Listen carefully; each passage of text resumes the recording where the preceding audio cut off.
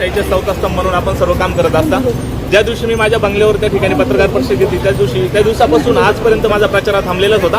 पण मी माझ्या कार्यकर्त्यांना पण त्या ठिकाणी सांगितलं होतं की आपण त्या ठिकाणी प्रचार करू, पण सोशल मीडियाच्या माध्यमातून कार्यकर्त्यांनी त्या ठिकाणी प्रचार चालू ठेवलेला होता. आणि कदाचित त्या प्रचारामुळे थोडं जो काही महायुतीचे उमेदवार आहे त्याबद्दलचं निगेटिव्हिटी अजून वाढलेली असेल असं माझा समज आहे. म्हणजे गैरसमज झाला का, कोणी मुद्दामून अफवा पसरवली असं वाटतं? अफवा तर पसरवली आहे आणि वरच्या लोकांनी पण इतक्या हलक्या कानाचा राहू नये असं मला वाटतं. कोणी जरी अफवा केली का त्या ठिकाणी गोकुळ गीते स्वतः मतदारांच्या गाठीभेटी घेत आहे, पण मी त्यांना सांगितलं होतं की असं काही प्रूफ असेल तर मला द्या तुम्ही, मी कोणाला भेटलो असेल. आपण निरीक्षक देखील या ठिकाणी नेमलेत असं देखील सांगितलं. वास्तविक काय झालं, या ठिकाणी लोकशाही मजबूत होण्यासाठी आणि निवडणूक प्रक्रिया असं पण माझं बॅलेट पेपर नाव त्या ठिकाणी आलेलंच होतं. त्या ठिकाणी फक्त एक पोलिंग एजंट मी त्या ठिकाणी सह्या दिलेल्या होत्या, पण मी कोणाला नेमलेलं नव्हतं. मला त्या ठिकाणी उबाटा गटाच्या वतीने त्या ठिकाणी पोलिंग एजंट नेमण्यासाठी काही मागणी पत्र झाली होती, मी त्याच्यावर सही करून दिली होती. मुख्यमंत्र्यांनी आणि गिरीश भाऊंनी, उपमुख्यमंत्र्यांनी आपलं फोनवर बोलणं करून दिलं, मतदारांसमोर आपलं बोलणं करून दिलं असं काही कळतं? हो, असं केलंय. पण मी त्या ठिकाणी माझी भूमिका सांगितली की मी कुठलाही प्रचार केलेला नाही आणि माझ्या कार्यकर्त्यांथ्रू काही प्रचार झाला असेल तर मी माझ्या कार्यकर्त्यांना पण त्या ठिकाणी मोबाईलच्या स्टेटसद्वारे सांगितले की बाबांनो,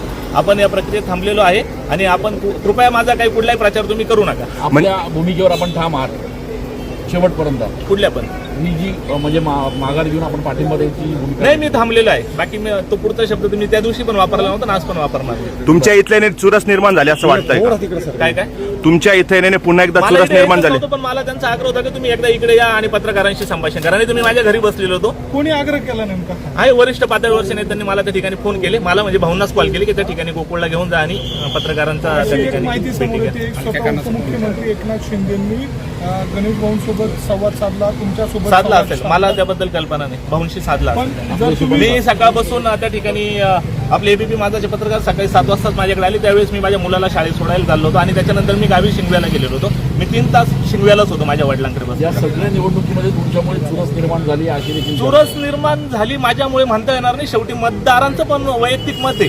मतदारांनी निर्णय घ्यायचा आहे, त्यांनी कोणाला मत द्यावं हे आपण ठरवू शकत नाही. मी तर कुठे प्रचार केलेला नाही मागच्या 10 दिवसापासून. मी मागच्या गुरुवारी प्रचार थांबवला होता.